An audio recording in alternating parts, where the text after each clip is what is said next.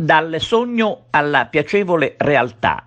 A Fontanelle, il parco giochi l'Isola dell'Allegria in via Alessio Di Giovanni senza dubbio è il fiore all'occhiello del quartiere, grazie soprattutto al comitato Fontanelle Insieme.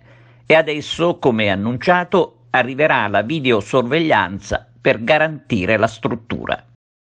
Sindaco, oggi a Fontanelle si inaugura un fiore all'occhiello voluto dai cittadini, dal comitato Fontanelle Insieme. Il Comune adesso dovrà fare la sua grande parte. Sì, oggi si inaugura quest'angolo qui a Fontanelle, questa è l'espressione e la prova che c'è una gran parte di cittadini che amano la propria città, si sono impegnati e a spese proprie anche con la sponsorizzazione del Rotary, che io ringrazio. Ora il Comune deve fare la sua parte principalmente e con la pulizia ma anche con la videosorveglianza. Abbiamo messo in essere già gli atti per poter acquistare un cospicuo numero di telecamere che verranno sparse in tutto il territorio di Agrigento, quindi anche in questo quartiere, e vediamo a breve di raccoglierne frutti. Ecco, appunto, si parlava di videosorveglianza anche con l'assessore Vullo, perché bisogna creare dei deterrenti per questi balordi che girano. Sì, avete detto bene, bisogna creare dei deterrenti perché bisogna prima di tutto amare la propria città. Naturalmente per quelli che non lo fanno, prima o poi penso che riusciremo a trovarne i mezzi proprio grazie alla videosorveglianza e a debellare, speriamo anche in parte, questo fenomeno. Anche perché c'è un problema di sicurezza, lo saprà. Sicuramente, certo, c'è un problema di sicurezza, il quartiere però vedo che è demograficamente denso, però vedo che è abitato da gente per bene e che ama la propria città. Mototerapia, importante presenza la tua, Rosario. Importantissima presenza oggi qua all'inaugurazione del nuovo parco inclusivo a Fontanelle. Oggi i ragazzi hanno fatto un lavoro eccezionale e siamo qui a testimonianza che l'inclusione è fondamentale. Oggi è fondamentale, lo gridiamo. Quest'unione tra diversità e normalità, non ci deve essere diversità, siamo tutti uguali, qualsiasi persona ha una diversità rispetto a un'altra. Noi lo dimostreremo oggi con i bambini, che è la miglior cosa che ci possa essere. I bambini non vedono la diversità, vedono il gioco, vedono l'amore. È un collante, questo collante lo vogliamo allargare a macchia d'olio in tutta la provincia, in tutta la regione. Dal premio Montalbano alla giornata di oggi, un grande esempio per i giovani. Sì, oggi siamo qua tutti insieme nuovamente, in questa giornata, mettiamola così, di allegria, mischiata un po' con il carnevale. Non vediamo l'ora di iniziare, siamo molto felici di essere qua con voi. La voglia di Fontanelle di cambiare pagina con questa inaugurazione di questa mattina, ma c'è tanto da fare a Fontanelle. I progetti del comune, si potrebbe parlare anche di videosorveglianza per tutelare questo bene? Ma questo intanto è il frutto della sinergia legata soprattutto che parte da quello che è il territorio, quello che è la presenza di chi vive il quartiere e che con molto spirito di sacrificio cerca di metterci la faccia quotidianamente, a prescindere da quelle che possono essere le iniziative dell'amministrazione.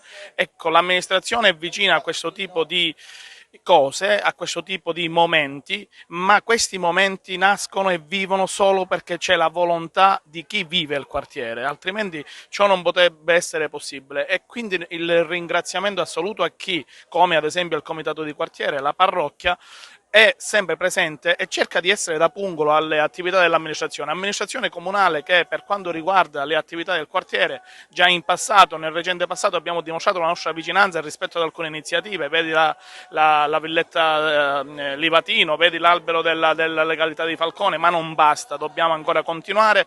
Quando lei parla di videosorveglianza, qui l'amministrazione deve essere presente attraverso le attività amministrative e la ricerca delle risorse che possono diventare momento anche, diciamo così, di cura di quelle che sono poi le cose belle che vengono fatte, perché se non c'è l'attenzione e lasciamo tutto al libero arbitrio di quella che potrebbe essere, come dire, l'attività di vandalismo, tutto ciò potrebbe svanire. Allora l'attenzione deve continuare ad esserci e di questo io sono grato ai cittadini, soprattutto di Fontanelle, che in questi anni, grazie alla sinergia, ripeto, con il comitato di quartiere, con la parrocchia e con le istituzioni presenti sul territorio come la scuola, hanno messo in campo un principio sano, la voglia di fare insieme.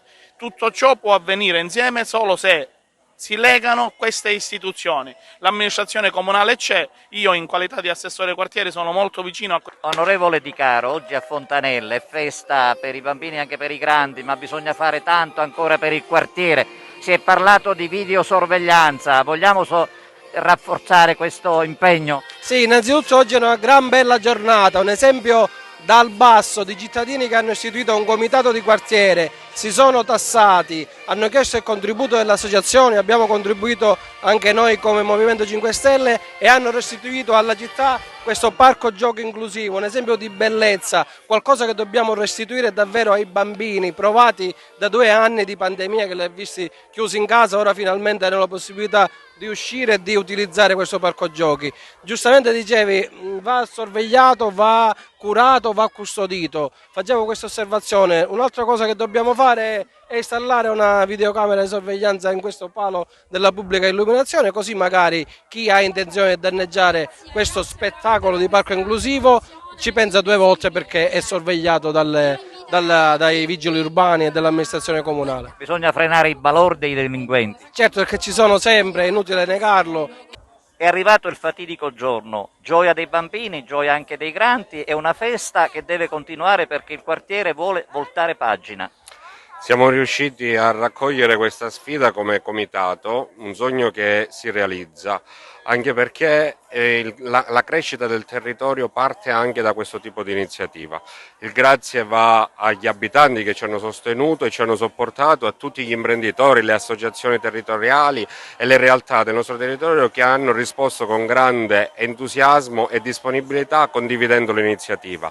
Oggi l'isola dell'Allegria, uno spazio giochi realizzato, ha un grande valore simbolico perché donare uno spazio in cui i bambini possono giocare in libertà significa investire sul futuro della nostra comunità, sul bene più prezioso che sono i nostri bambini.